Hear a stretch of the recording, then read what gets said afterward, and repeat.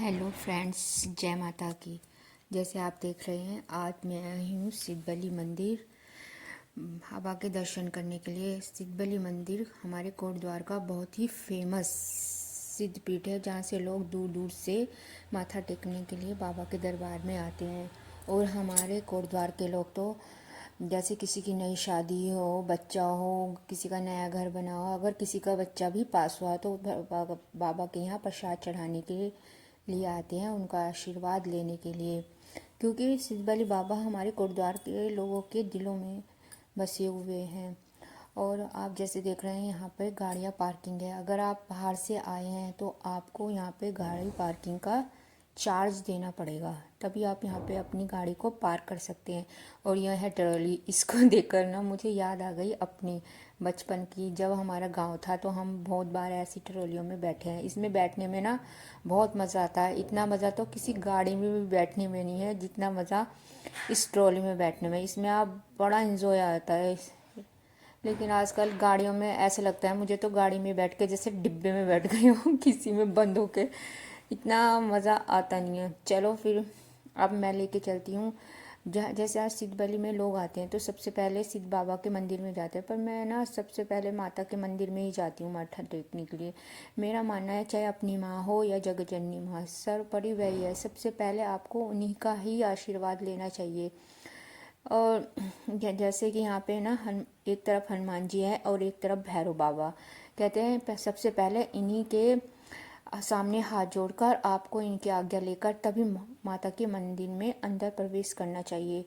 क्योंकि इनकी आज्ञा के बिना आप मंदिर में आपको प्रवेश नहीं करना चाहिए, क्योंकि ये माता की रक्षा के लिए खड़े रहते हैं।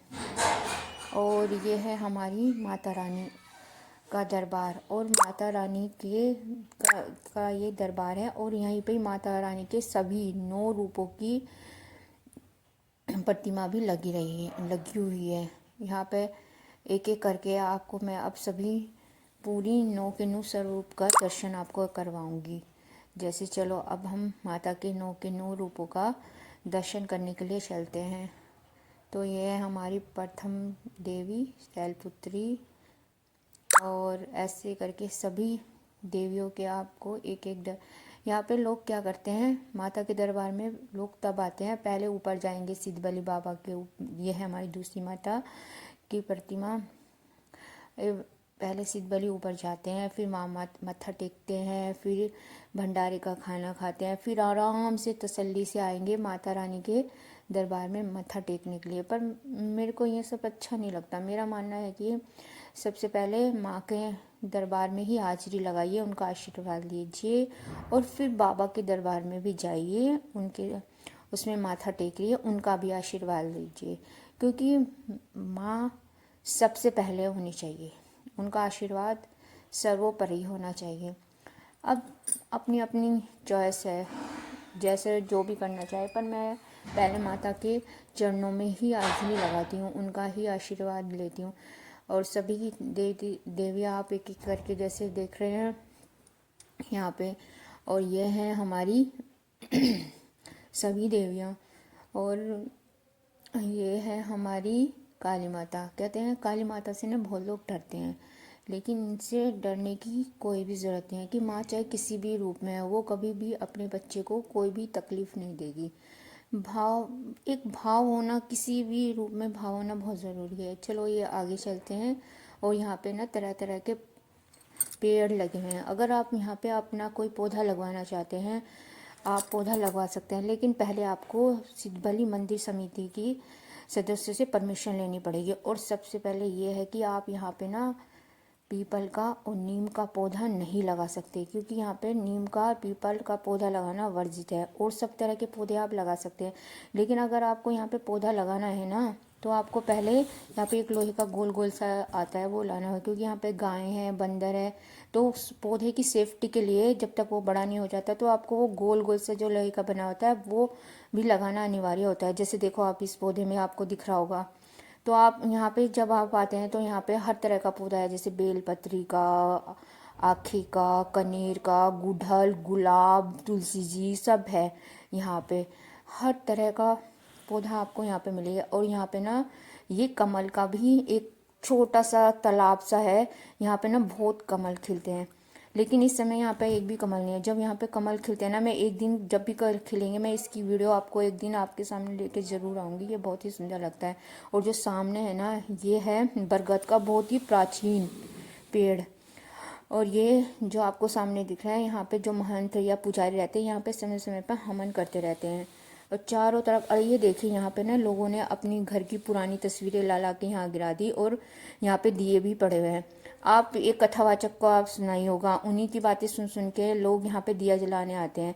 अरे बेल पत्री के नीचे दिया जलाने से आज अगर लक्ष्मी जी आती ना, तो आज अभी सब धनवान होते हैं। लक्ष्मी जी आपके कर्म और भाग्य से आती है, किसी पेड़ के दिए जलाने से नहीं। प्लीज़ आप अपने थोड़ा सा अपने दिमाग का भी इस्तेमाल करें।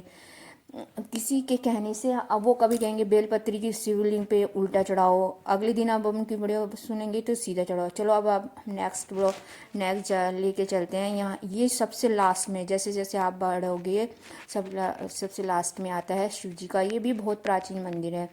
यहाँ पे हर चीज़ आपको मिलेगी, जैसे शिव पे चढ़ाने के लिए यहाँ पे आपको बेलपत्र, धतूरा, समी, भांग, कनेर, गुड़हल और धतूरा सब यहाँ पे मिल जाएगा। यहाँ पे जल से भरी हुई बाल्टियाँ भी, आपको लोटा, सब कुछ भी लाने की जरूरत है। सिर्फ आपको यहाँ पे एक लोटा जल चढ़ाना है। जो आप चढ़ाना चाहे पौधों से तोड़कर वो भी चढ़ा सकते हैं और अपनी पूजा कर सकते हैं। अगर आप अपना जल लेना चाहे, लेके आना चाहे, वो भी लेके आ सकते हैं। ये आपके पास ऑप्शन है। और जो यहाँ पे ये हवन कुंड देख रहे हैं, यहाँ पे पूरा महीना लोग जो रुद्राभिषेक वगैरह करवाते हैं यहाँ पे भी होता है, और एक हवन भी होता है। और जो यहाँ पे समाधि है ना गोरखनाथ जी की, उनके सामने आपको जरूर सर झुकाना चाहिए। कहते हैं वो यहाँ की पूजा तभी संपूर्ण मानी जाती है। और यहाँ पे तुलसा जी के, गुड़हल के बहुत सारे पौधे आपको दिख रहे होंगे। यहाँ पे जब यहाँ पे फूल खिलते हैं ना, बहुत ही सुंदर नज़ारा आता है। और यहाँ पे जो ये घर बने हुए हैं ना, जो यहाँ पे सिद्धबली में जो पुजारी रहते हैं ना, वो रात को भी यहीं पे रहते हैं, तो उन्हीं के घर बने हुए भी हैं यहाँ पे। और ये सारे पौधे एक एक तुलसा जी का, वैसे मुझे ये तुलसा जी का ही लग रहा है, क्योंकि ये बहुत ही बड़ा हो रहा है आगे। इतना मैंने इसे छुआ नहीं जानबूझ के ही, चलो, लेकिन मुझे ये तुलसा जी लग रही है। ये देखो ये गेंदा के हैं यहाँ पे ना। अभी धीरे धीरे आके ना, अब नेक्स्ट में अगर कभी भी ये खिलेंगे ना, इसका मैं एक ब्लॉग बना के आपके सामने ज़रूर लेके आऊँगी, क्योंकि यहाँ पे ना इतना खूबसूरत होता है। और अब हम चल रहे हैं वापस। और आप देख लो यहाँ पे नई गाड़ियाँ भी लेके लोग आते हैं, जो जिसपे अपनी पूजा भी करवाते हैं, नई गाड़ियों की मंदिर में आके पूजा।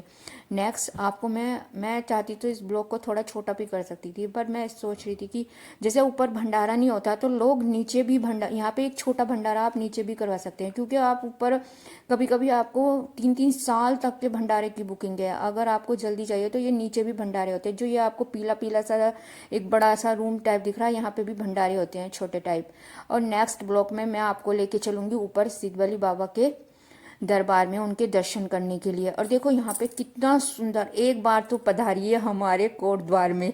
मैं यहाँ यही कहना चाहूँगी, आप एक बार यहाँ पे देखिए, इतना इतना सुंदर नज़ारा यहाँ पे आता है। जब फर्स्ट हम तो यहाँ पे ही रहते हैं, इसलिए हमें इस चीज़ की थोड़ा सा आदी हो गई, लेकिन जो बाहर से आते हैं ना जो लोग, उनको ना ये देख के बहुत ही अच्छा लगता है।